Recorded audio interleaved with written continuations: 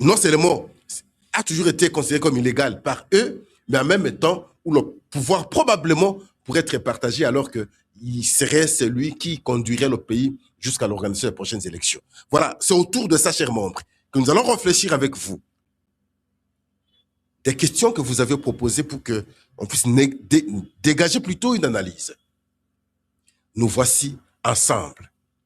Merci de la confiance, chers membres. La première question. La libération des 15 prisonniers de M23, selon les engagements de Doha, il faut préciser. Facilité ici par le CICR.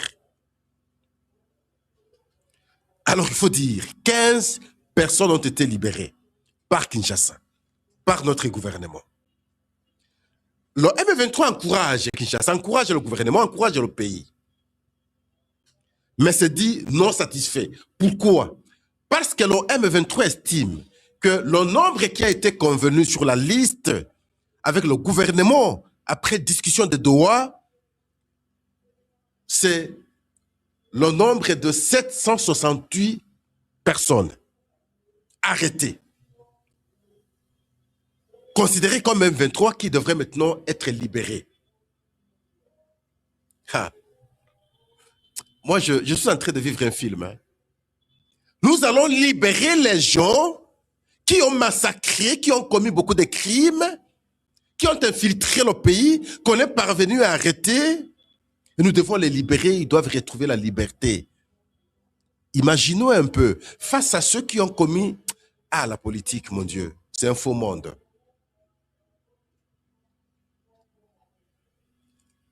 Pour le M23 sur les 15, seulement 9 sur les 768 convenus qui sont libérés. Les 6 autres, pour faire le nombre de 15, sont des gens comme ça que le gouvernement de la République a pu arrêter simplement parce que soupçonnés d'être en lien avec le M23. Alors, quand vous prenez 768 moins 9, ça vous reste combien? 759. Donc on n'a rien fait. On n'a rien fait, en d'autres termes. Alors, la vraie question à se poser est de savoir comment on pouvait accepter libérer 768 sans apprécier cas par cas, sans laisser la place à la justice de faire son travail très exactement. Déjà un problème. Le M23 dit que lui, à son tour, avait déjà remis pour le compte de la République. Il n'a pas fixé le nombre, dit seulement des milliers de soldats qu'on a arrêtés, qu'on a capturés, des milliers de Wazalendo qu'on a capturés. Et nous les avons remis entre les mains de CICR. Et que Kinshasa refuse de les recevoir.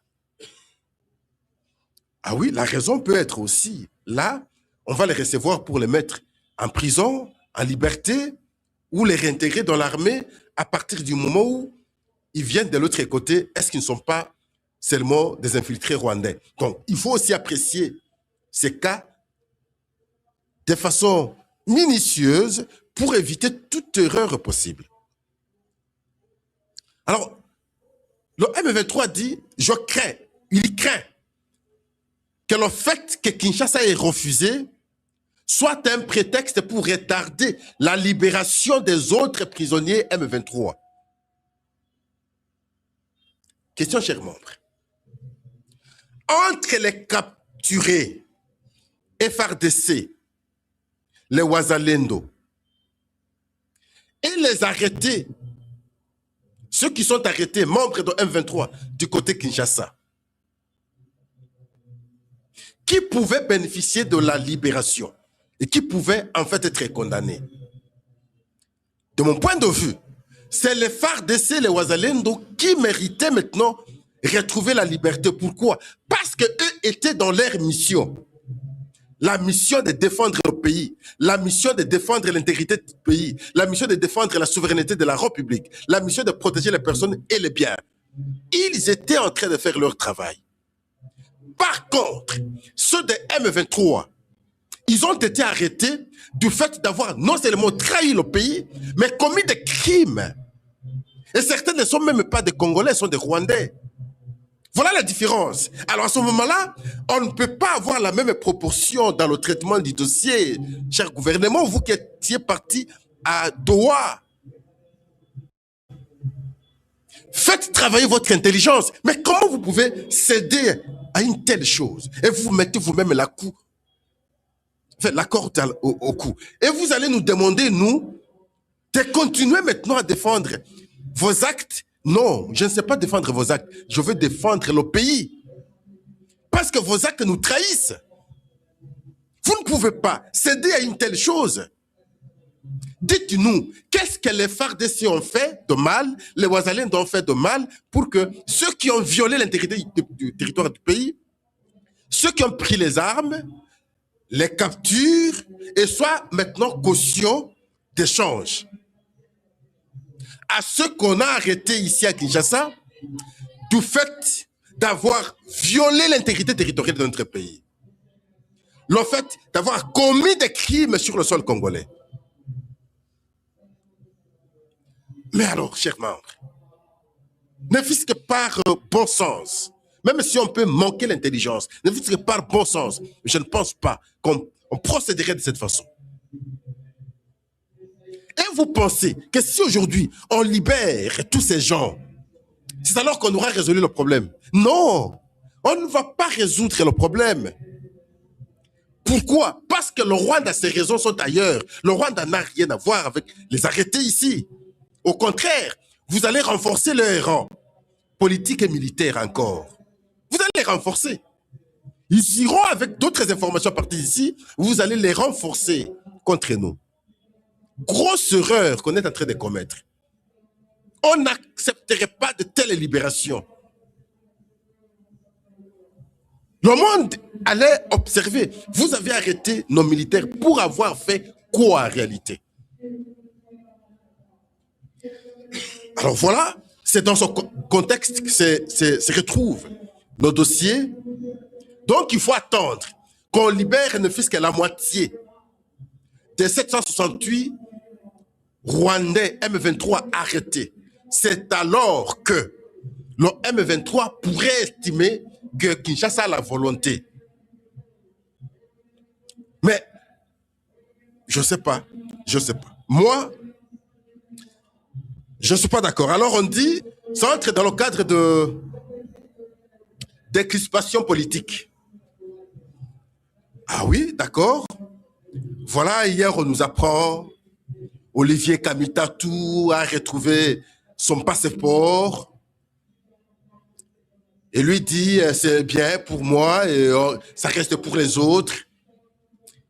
Et à l'occasion, beaucoup ont commencé maintenant à communiquer, entre autres ici Jean-Claude Vwemba, qui dit, d'ailleurs lui, bon, je ne sais pas pourquoi il a quitté le pays, parce qu'il n'a jamais été poursuivi.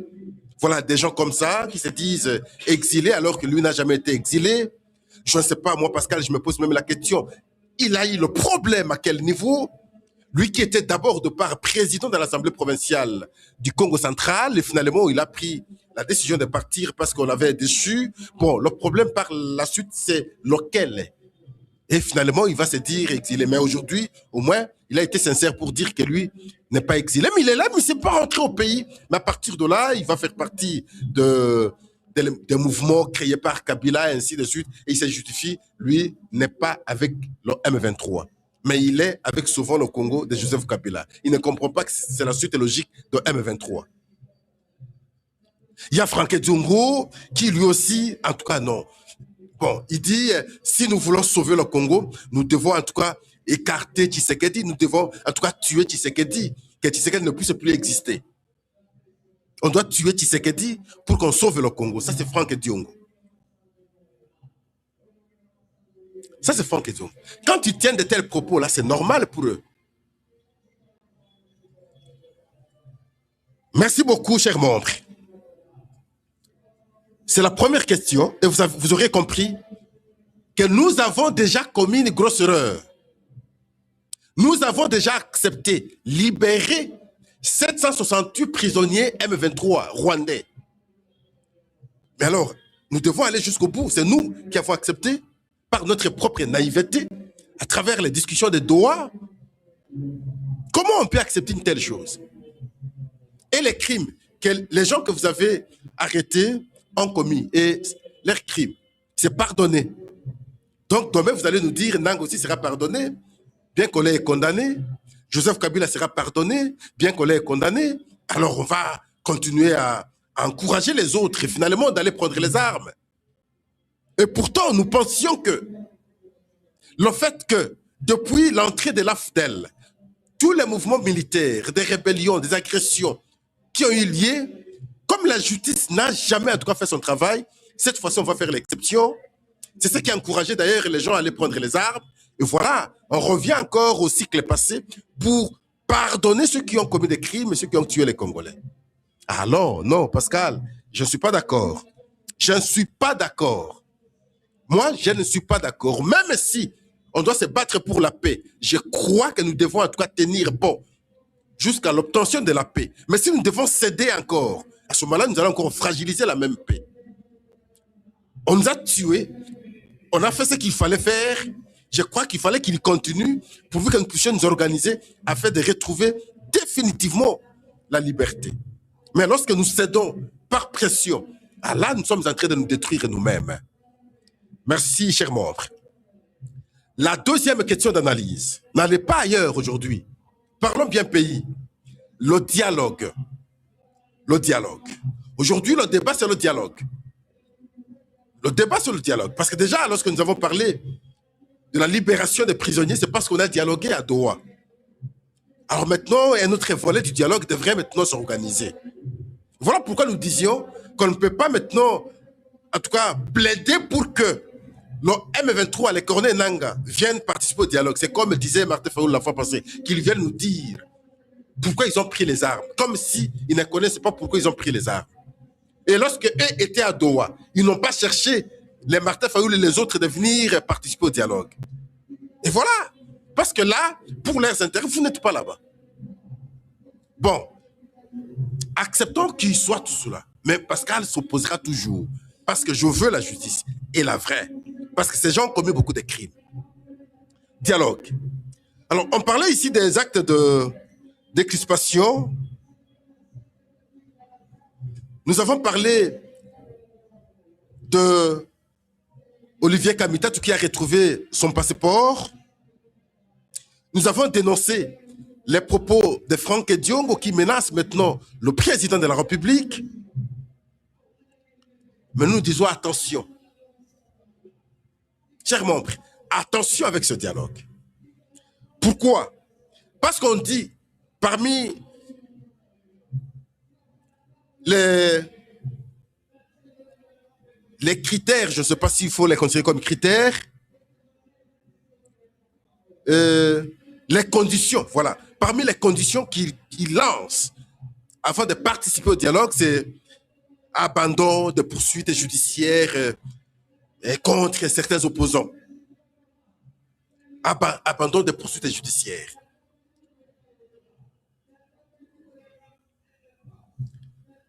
On a condamné Corneille Nangaa par notre justice. Parce que la Constitution dit, maintenant que nous avons accepté que le pouvoir ne peut s'obtenir que par de voies électorales, donc personne ne peut encore prendre les armes. Et vous ne pouvez pas, en prenant les armes, vous justifier à travers l'esprit de l'article 64 de la Constitution, qui dit d'ailleurs autre chose. Alors Corneille Nangaa a été condamné à mort. Pour lui, les armes deviennent maintenant une condition de vie ou de mort parce que déjà condamné. Ah, ça c'est en aval. Mais en amont, il avait déjà pris les armes. Il savait que cela arriverait. Vous maintenant, vous dites Il faut qu'on abandonne maintenant des poursuites contre de telles personnes. Quels sont les actes de réparation à l'endroit de ceux qui ont vécu tous ces crimes à cause simplement de ceux qui ont pris les armes, ensemble bien entendu, avec le pays agresseur qui est ici le Rwanda. C'est quoi la réparation? Le pardon verbal, c'est quoi la réparation? Des crimes que nous avons vus, nous avons dénoncés ici. C'est quoi la réparation si on doit abandonner les poursuites judiciaires? Et ici, nous disons à Monsieur le Président de la République, viens nous suivre, Monsieur le Président. En même temps, il y a des plaintes qui sont déposées contre vous en Belgique et à La Haye. Personne ne vous dit ici que nous allons retirer ces plaintes. Non, personne ne le dit. Et même s'ils pouvaient le dire, je ne vois pas la Cour pénale internationale retirer ces plaintes, accepter céder maintenant ces plaintes. Je ne vois pas de justice en Belgique et là abandonner ces plaintes. Contre eux, vous allez maintenant, vous devez maintenant abandonner des poursuites, mais contre vous, ça doit être maintenu. Je ne sais pas quel genre de logique est cette fois-là. Mais je pensais que on fait l'opposition pour, en toute réalité, respecter la Constitution. Mais là, je vois qu'on fait l'opposition pour violer la Constitution. À travers les dialogues, c'est un cadre spécial pour laver tous les crimes que les gens ont eu à commettre, revenir maintenant au pouvoir, s'imposer sur les mêmes gens contre qui on a commis des crimes, on a tué, on a violé. Et finalement, c'est dire, voilà, c'est comme ça qu'on fait la politique, c'est comme ça que fonctionne la démocratie. Et nous serons là en train d'observer et encourager de tels comportements dans une société qui se prétend être sérieuse. Ah non. Nous allons continuer à dénoncer, à désapprouver de telles démarches. Abandon des poursuites judiciaires. Ça, c'est un piège.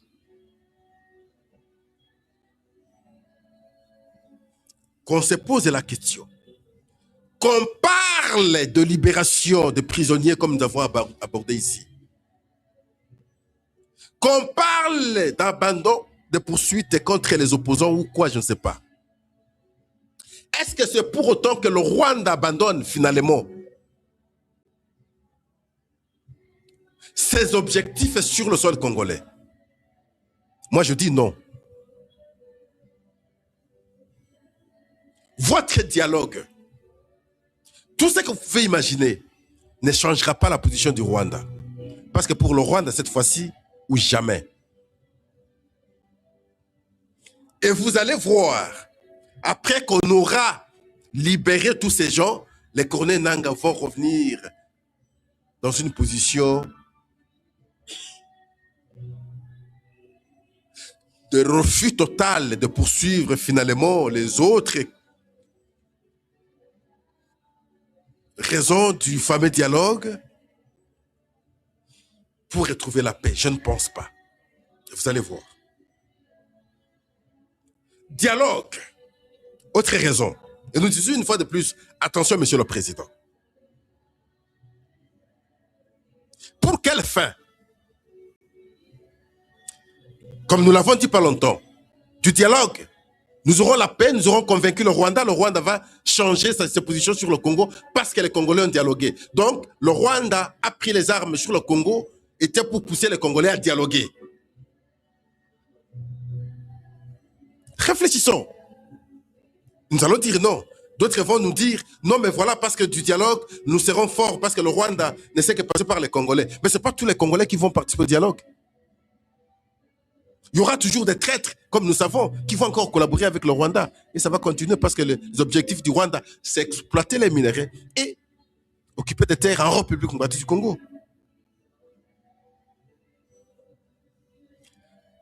Du dialogue. Quel objectif? Partager le pouvoir. Là, c'est le deuxième objectif. Partager le pouvoir. Parlons-en.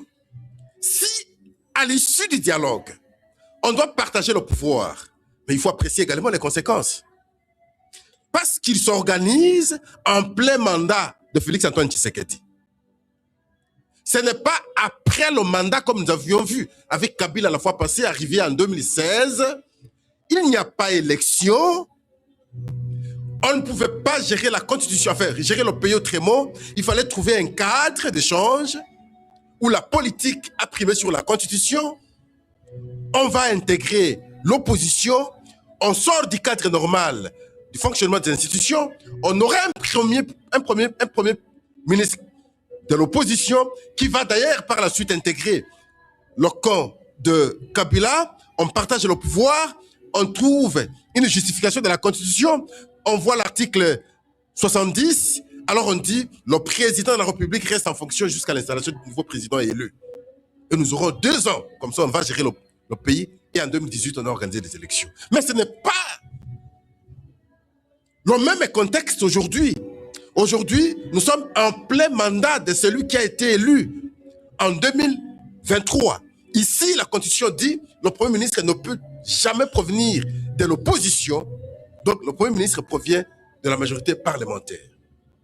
Au moins qu'on nous dise, parce que je ne vois pas comment l'opposition va accepter intégrer les institutions sans vouloir avoir la primature. Non, ne rêvons pas. Je ne vois pas aussi comment on va organiser le dialogue en République démocratique du Congo sans que finalement on partage le pouvoir. Je ne vois pas. Quelle bonne foi on va dire, bon, finalement, bien que cela, l'important était qu'on se rencontre, qu'on échange, qu'on trouve un cahier de charges, et puis, bon, on se met d'accord, point barre. Alors, vous continuez, gérer le pays jusqu'en 2023. Nous, on n'intègre pas, on observe, pourvu qu'on respecte maintenant ce qui a été convenu. Je ne les vois pas faire ça. Je ne les vois pas faire ça. Donc, la conséquence est que quand vous intégrez maintenant les institutions, dites-vous que là, vous aviez mis en cause le mandat du président de la République, alors il faut assumer également les conséquences. Arrivé en 2023, lui aussi doit revenir, enfin, arrivé en 2028, il doit revenir pour vous dire que vous ne m'avez pas laissé finir mon mandat. Aucune disposition de la Constitution vous donne l'autorisation, le pouvoir de venir, en tout cas, travailler ou occuper les institutions. Du fait que vous avez interrompu mon mandat, j'ai le droit d'avoir un autre mandat. Vous n'allez pas le renier cela. Vous n'allez pas le renier.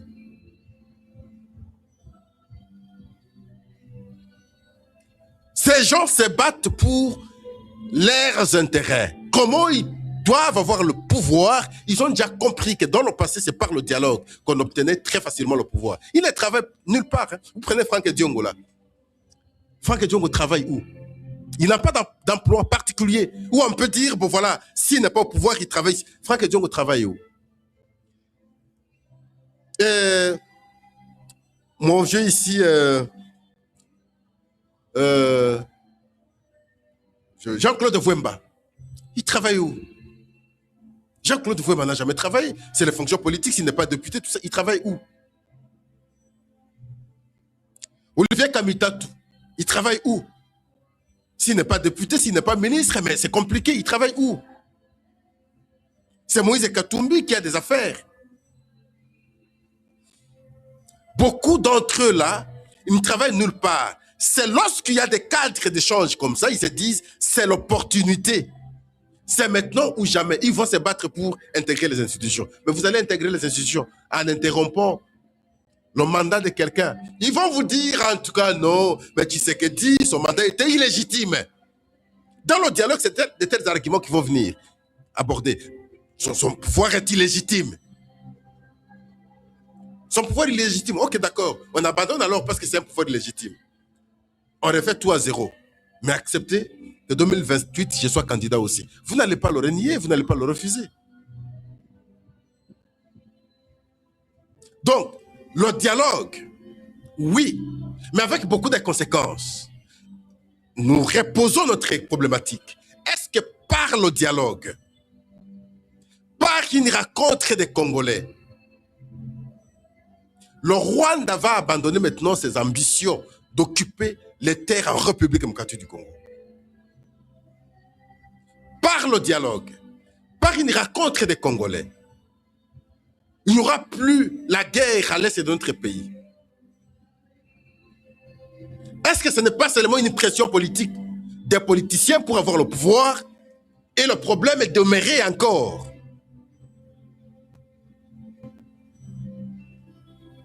Le vrai dialogue ne serait pas, en toute réalité, de chercher comment faire appliquer ce qui a été convenu entre la République démocratique du Congo et la République du Rwanda à Washington. Là, malheureusement, chers frères, une grande déception. J'ai suivi Bolos. C'est hier, depuis l'ultimatum a expiré, il ne parle plus. Depuis le 15 juillet, il n'avait plus parlé. Ils ont fait surface pour encourager seulement la République démocratique du Congo dans le fait d'avoir renvoyé au moins les 15 prisonniers présumés M23. Seulement ça. Et là, il sort, il encourage la République démocratique du Congo. Mais vous avez lancé l'ultimatum ici. Le délai était le 15 juillet. Rien n'a été fait, mais vous n'avez jamais réagi. Vous avez disparu. Et vous, et le secrétaire d'État américain, vous avez disparu. Voilà pourquoi Pascal je dis, c'est là qu'on trouverait bonne solution. Mais parce que les Américains ne font pas un bon jeu, le jeu américain n'est pas clair. Visiblement, on voit que les Américains ont beaucoup d'intérêt avec le Rwanda. Jusqu'à dire, par exemple, qu'ils travaillent avec le Rwanda pour retrouver la paix dans la sous-région. Mauvaise lecture de la situation de la sous-région. Non, je ne sais pas dire que c'est la mauvaise lecture. C'est une lecture malhonnête parce que je crois qu'ils savent, comme nous, clairement, que c'est le Rwanda qui est le pays perturbateur de la sous-région. C'est le Rwanda qui agresse tous les autres pays. C'est le Rwanda qui crée des problèmes parce que c'est vous qui encouragez le Rwanda. Prenons le cas de la France. La France envoie les armes en Ukraine. L'Ukraine prend ses armes, envoie au Rwanda. L'Ukraine est attaquée par la Russie. La France n'a jamais demandé l'Ukraine de discuter avec la Russie. Mais ici, à chaque fois lorsque nous avons des problèmes, mais vous suivez Macron, non, la République démocratique du Congo doit échanger avec le Rwanda. Non, nous voulons une solution pacifique. Mais en Ukraine, lui ne cherche pas une situation pacifique. Il s'acharne contre la Russie qui attaque l'Ukraine. Mais ici, lui ne s'acharne pas contre le Rwanda qui attaque la République démocratique du Congo. Suivez Macron. Il le dit. Non, il veut le dialogue en République démocratique du Congo. Il faut que la RDC échange avec le Rwanda, tout ça. Mais il ne demande pas l'Ukraine d'échanger avec la Russie. Là, par contre, lui appuie le pays qui a agressé, c'est l'Ukraine. Il appuie l'Ukraine contre la Russie. Ici, au lieu de nous appuyer, nous, contre le Rwanda, non, lui envoie par contre les armes en Ukraine pour que ces armes arrivent au Rwanda. Le Rwanda nous attaque. Et quand on est sur le terrain, on voit les armes françaises, d'ailleurs avec certains éléments français aussi sur le terrain. Est-ce que nous ne savons pas comprendre ça? Voilà pourquoi je dis, c'est cette voie du côté américain qui nous apporterait la solution. Mais visiblement, on voit que le complot est sérieux contre la RDC. Il faut remonter maintenant au partage de l'Afrique. Vous aurez compris la lecture, qu'on parle de la France, qu'on parle de la Belgique, qu'on parle des États-Unis, le genre de lecture qu'ils ont sur le Congo est un espace commerciable pour les grandes puissances.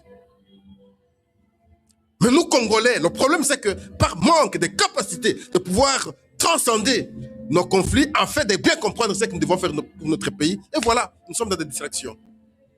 Et Tshisekedi nous montre la voie, nous ne savons pas suivre la voie de Tshisekedi. Les gens pensent qu'il est mauvais. Nous allons regretter demain. Qu'on ne dise pas demain que nous n'avions pas su. Lui nous montre la voie. Il le dit clairement. Kagame, le Rwanda, ceci ou cela, il le dit. Nous sommes dans la distraction parce que nous sommes dans la quête du pouvoir. Il faut le dialogue qu'on ait le pouvoir pour le fragiliser. Nous allons le fragiliser. Demain, nous serons les premiers à regretter. Parce que je ne vois pas comment le Rwanda va changer sa position simplement parce que les Congolais vont échanger demain. Tshisekedi peut partir demain, mais nous serons les premiers à regretter pourquoi nous ne l'avons pas accompagné, pourquoi nous n'avons pas compris pour qu'on trouve une solution à cette question définitivement. Je ne dis pas ici qu'il est le seul, non. Pascal est là, je peux être président public et bien faire le travail, bien continuer le combat. Beaucoup de Congolais comme moi, comme Tshisekedi, ils sont nombreux. Mais est-ce que maintenant, Pascal, j'ai l'opportunité d'avoir le pouvoir présidentiel? Est-ce que les Congolais sont prêts à me faire confiance? Je ne crois pas. Les Congolais risqueraient maintenant, par notre naïveté, faire confiance à quelqu'un qui va encore collaborer avec le M23, avec le Rwanda. À ce moment-là, on aura résolu quel problème, chers membres? Parce que les gens disent comme ça, est-ce que c'est seulement Tshisekedi? Je ne dis pas que c'est seulement Tshisekedi. Beaucoup de Congolais sont capables de bien faire encore mieux que ce que fait Tshisekedi. Ils sont là, les Congolais du genre existent. Mais est-ce que ces Congolais-là sont à mesure aujourd'hui d'être compris par la population lorsqu'on va aux élections, qu'ils aillent maintenant devoir être élus et continuer le combat normalement? Non, je ne crois pas. On risque de faire confiance à des gens qui sont en intelligence avec le Rwanda. Voilà pourquoi nous disons, parce que nous avons déjà quelqu'un qui, la population, a su faire confiance et qui comprend ce qu'il doit faire pour le Rwanda. Mais accordons-lui le temps qu'il fasse le travail, chers membres. Merci, chers membres. C'est par ici que nous mettons alors un terme à notre émission de ce dimanche. Nous vous remercions parce que vous aurez apprécié nos points de vue et nous attendons, bien entendu, vos messages, vos appels pour que lorsque nous allons encore revenir demain, qu'on ait les mêmes énergies, la même capacité réflexionnelle de pouvoir aborder cette question si essentielle pour notre pays. Alors, n'allez jamais ailleurs, restons ici, gardons notre unité ici, gardons l'interaction, toujours au premier plan, la République démocratique du Congo. Nous vous disons au revoir, à demain.